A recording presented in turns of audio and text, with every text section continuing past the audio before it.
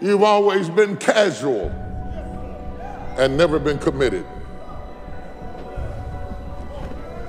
And some of the most casual people are talented people, because talented people will lay on their talent and use their talent as a camouflage to cover up their lack of commitment.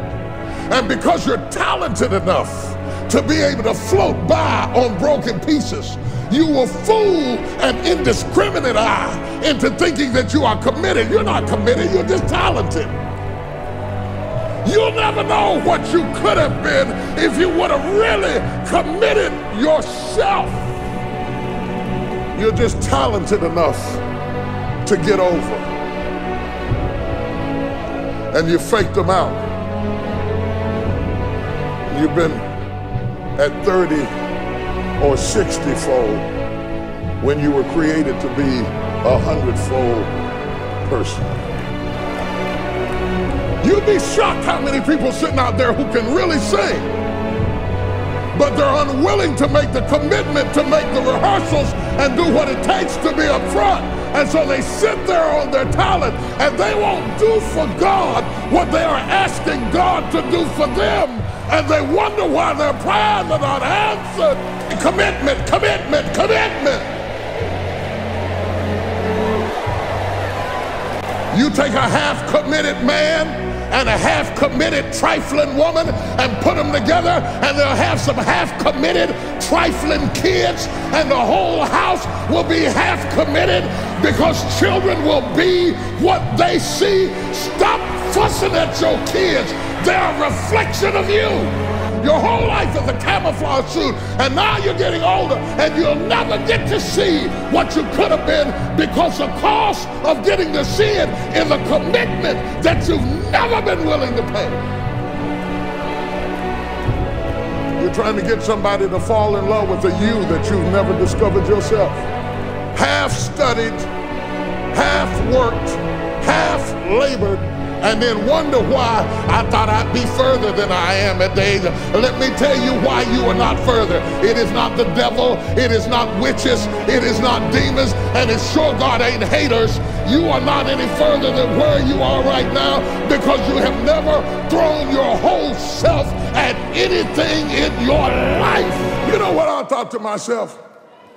I thought I would hate to live and die and never know what would happen if I ever committed myself to anything. Some people have never thrown their whole self at nothing. Not at school, not at work, not at marriage, not at church. Oh my God, you've had 1 foot in and 1 foot out of every dream all of your life, and you've never seen what you could be if you ever really connected and threw everything. And that's what's going to make your death so sad. That's what's going to make it so sad, is that you never lived first. You never fully engaged. You never fully studied. You never fully invested in anything or anybody. You want to get something that you are not willing to give. You have never been joined. You just wore the dress, got the plaque, they threw the rice. You joined the church, you took the job, but you've never seen what you could be if you threw your whole self at your dream. You always want to blame other people. You always want to hold other people to the fire, but you're not holding yourself to the fire. You just said you're giving 50%. You owe you an explanation. You owe you an explanation. You need to look at yourself in the mirror and say, why are you only giving 50%? What's wrong with you? You need to put yourself on punishment. You need to tell you no more TV, no more snacks, no more desserts, no, we working out now. No more alcohol, not right now. No, I can't handle it right now. You need to tell you that you owe you something. Stop going back to, you keep going to the mall with the receipt. This is what y'all said it was. Glenn, you didn't do what you said you was gonna do. Well, you didn't do what you were supposed to do, so how am I gonna do what I was supposed to do for you? You walk out of this room, you owe yourself. I didn't get here making excuses. So what, my father wasn't in my life. The truth of the matter is, he ain't never come into my life. So what, I'm gonna wait for the rest of my life for my man to come? He ain't coming. I live in America. I'm an African-American male. They don't treat us the same. It's something called racism. I ain't gonna cry about it. It's probably gonna be racism to the day I die, but I'm not gonna cry about it. I'm still gonna be a millionaire. I'm still gonna be one of the top motivational speakers in the world. No, I didn't grow up on that side of the town. No, my mama don't have no network. No, I don't know a whole lot of people. No, I'm not at a country club. No, I don't play golf, and I don't plan on playing no time soon. But I'm still gonna be successful. I'm still gonna get you where they are. Why? Because I owe it to myself. But it's something that tearing my tricep taught me about there's two sides of pain that I don't think a lot of people really understand, right?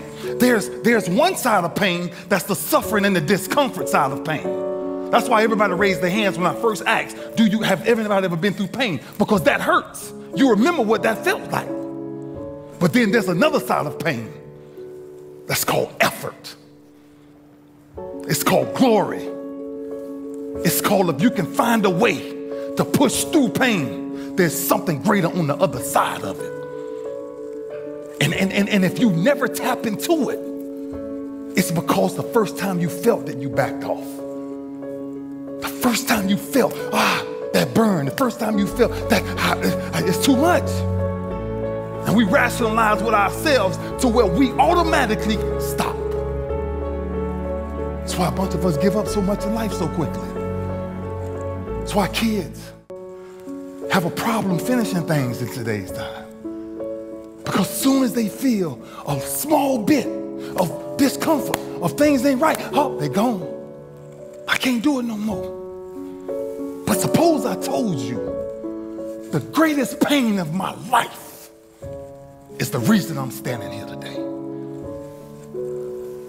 Suppose I was able to share with you. My routine was so crazy, man. I was seeing almost 9 doctors for 9 weeks. 6 a.m. to 2 a.m. every morning. 10 days from tricep repair surgery. Had my bike flew out. I flew my bike out. I got on my bicycle. I cycle a lot. I got on my bike, and I tried to grip the bar, and I couldn't grip it. Didn't have enough strength. And I sat there for 30 minutes until I made up in my mind, stop crying, and grip the handlebars. Just grab the bar. See, sometimes we think the pain is what controls us. It's actually our subconscious mind that if we ever tapped into that, that's what dictates most of our lives. And I'm sitting there and I said, just squeeze it. And I squeezed it. 10 days out. And I started riding a bike 10 days out. Because see, pain is tricky. Because if you don't control pain, it'll control you.